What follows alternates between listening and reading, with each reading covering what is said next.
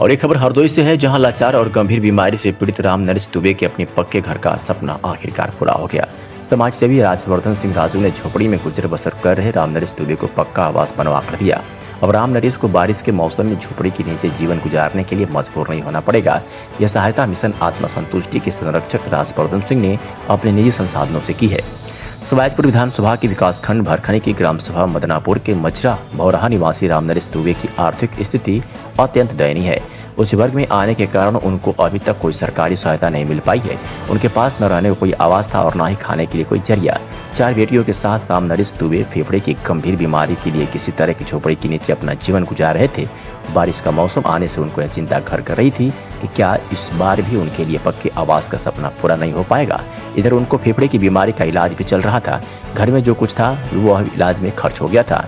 पीड़ित ने इसकी सूचना आत्मसंतुष्टि मिशन के संरक्षक राजवर्धन सिंह राजू को दी। राजवर्धन सिंह ने पूरी मदद करने का भरोसा दिया। धीरे धीरे मदद पहुंचने लगी और राम नरेश के परिवार का पक्का आवास बनने लगा। ये पूरा सहयोग राजवर्धन सिंह ने अपने निजी संसाधनों से किया है।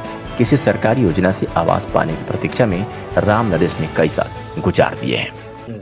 कहाँ के रहने वाले हैं? भौरा। आपकी पूरी समस्या क्या है? समस्या है, हम बीमारी से तंग हैं, हमारे फेफड़े का ऑपरेशन हुआ है और 4 बच्चियां हैं, घर में हैं, रहने के लिए कोई व्यवस्था नहीं थी। राजवर्धन सिंह ने हमारा मकान बनवाया, टीन डलवाई और बिल्कुल झोपड़ी में रहते थे, वो गिराती थी, उन्होंने ही बनवाया, उसी में रहते हैं। दुबे जी हैं, बहुत गरीब पंडित हैं, इनके 4 बेटियां हैं। इनके गुर्दे का ऑपरेशन हुआ तो इनका पूरा होल ही बढ़ गया है। क्योंकि बहुत गरीब और पीड़ित हैं ये व्यक्ति। सरकार द्वारा लगातार इतनी योजनाएं चलाए जाने के बावजूद इनको आज तक कोई आवास नहीं मिला।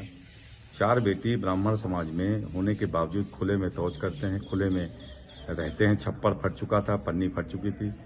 तो जब सारी चीज़ों को हमने देखने के बाद इनसे हमने कहा कि चलो अगर नई कॉलोनी मिले तुम्हारा हम एक टीन ही डलवा दे रहे हैं। तो इनका हम टीन का फाउंडेशन डलाया, कमरा बरामदा इनका बनाया। पक्का लिंटर डला जाना संभव नहीं था, चूंकि सीमित संसाधन से हम लोग काम करते हैं। इनको हम लोगों ने टीन डला दी है। हमारा समाज में उन लोगों से कहना जो जातीय संगठन चला रहे हैं, जो लोग क्षत्रिय सभा, ब्राह्मण सभा, कायस्थ सभा, वैश्य सभा करते हैं, उन लोगों से निवेदन है कि समाज में ऐसे लोगों के लिए निकल क्या पाइए। जब कोई मसला पड़ता है तब आप लोग सिर्फ समाज को बदनाम करने और जोड़ने का प्रयास करते हो। ऐसे दुख दर्द वाले पीड़ित लोगों की मदद करने को आप लोग कतई निकल के बाहर नहीं आते हो। और समाज में जो संपन्न लोग, उनसे हमारा निवेदन है कि ऐसे गरीब लोगों के लिए निकल के बाहर आइए जिनको वास्तविक रूप से जरूरत है। अब ये व्यक्ति दवाई के अभाव में भी तड़प रहा था, आवास के अभाव में तड़प रहा था। इनके आवास की तो व्यवस्था हमने कर दी है। मिशन आत्मसंतुष्टि लगातार ऐसे लोगों के लिए काम कर रहा है और आगे भी करता रहेगा। गरीब कन्याओं की चाहे हाथ पीले करने हो, चाहे ये हो, चाहे दवाई हो। अब इनको आने वाले समय में रोजगार की एक बड़ी अव्यवस्था है।